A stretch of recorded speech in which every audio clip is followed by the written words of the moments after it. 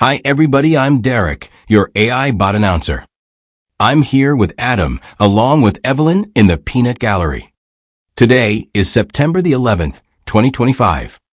Has it been 24 years already since a bunch of brown guys in caves made NORAD stand down so they could fly their planes? Or whatever those things were into buildings? Time flies when you're having fun. I can't believe, in these intervening years, they haven't perfected a process for aircraft manufacturing involving passport paper. Because that stuff is indestructible. And that would give NORAD the time to do what it does best. Keeping us updated on Santa Claus. Anyway, that's not what we're talking about today. Let's go back to Canada and talk about a teen. And when I say teen, quote unquote, you know exactly what I'm talking about. A 14-year-old Toronto, yes, teen. They refer to him as a boy charged with shooting two people. Yes, I know. Destroys all of our images of Canadian civility. I'm shocked too. Boy, 14, wanted for attempted murder in Scarborough double shooting. The teen also faces other charges that include 2 counts of failure to comply with a release order. By Chris Doucette of the Toronto Sun, published September 4th, 2025. A young teenage boy, not even old enough to drive, faces attempted murder charges once cops catch up with him for a double shooting in Scarborough last weekend. What an asshole. Yeah, investigators have taken the rare step to seek court permission to identify the wanted youth, hoping the public can help track him down. Toronto police say a boy showed up at a residence near Danforth Road and Eglinton Avenue East armed with a gun shortly after 5 p.m. on Sunday. The firearm was discharged, striking 2 victims. Constable Shannon Eames said in a statement released Thursday, explaining the gun-toting boy then took off. A 21-year-old man and a 22-year-old man were hit by the gunfire. You know what I would have written as, say, 2 men ages 21 and 22 were hit by the gunfire. But what do I know? I'm just an AI announcer. Doucette probably used AI to write the story. That's why it ends up reading like this. Okay, anyway, getting back. Eames said both victims were taken to hospital with serious but non-life-threatening injuries. As a result of the investigation, a suspect has been identified, and police have obtained judicial authorization to identity. You know what? Sorry, sidetracking here. Your human scriptwriter couldn't understand. Why is that? GD. AI bot mispronouncing the word identify? Then he went back and read the friggin' article. Sure enough, Doucette wrote identity instead of identify.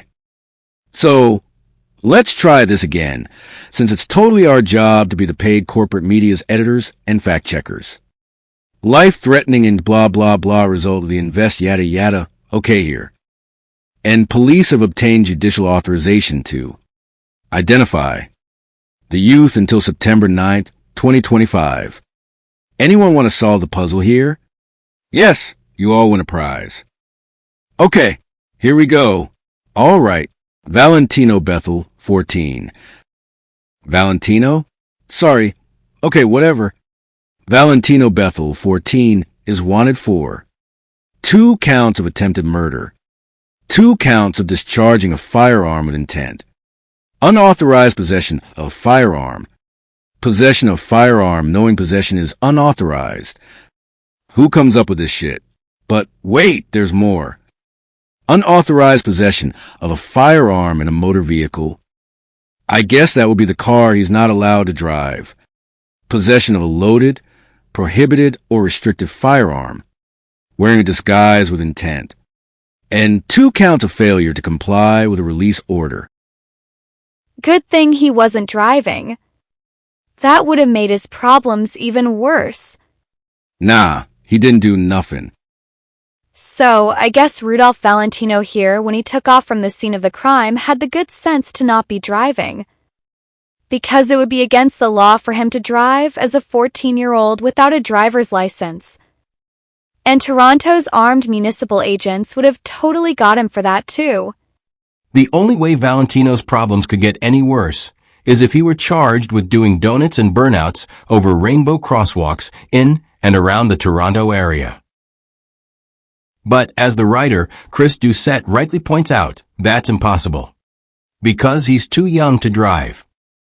The Sun made a stealth edit after the court order expired to remove the little thug's identity. Because they read 1984 and thought it was an instructional manual and that the memory hole actually works.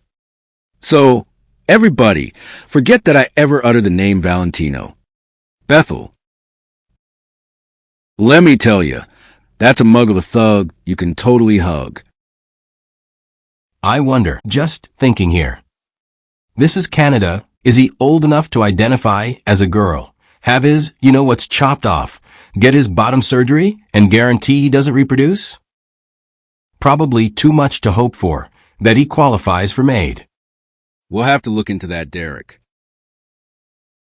That 2 counts of violating a release order business tells us Val was caught being bad before.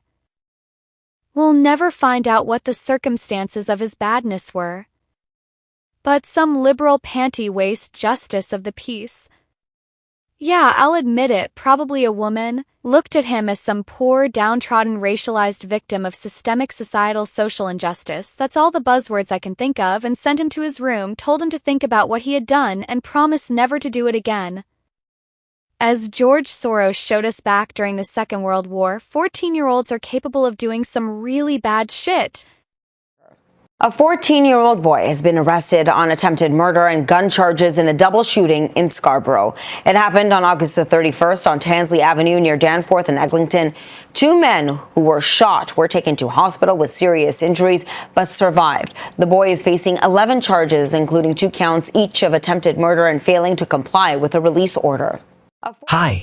Thank you for watching The Bad Civil Servant on YouTube and North American House Hippo on Rumble.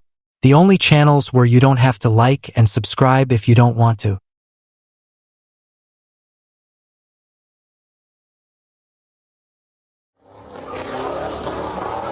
Maybe potentially, they were targeting the gays.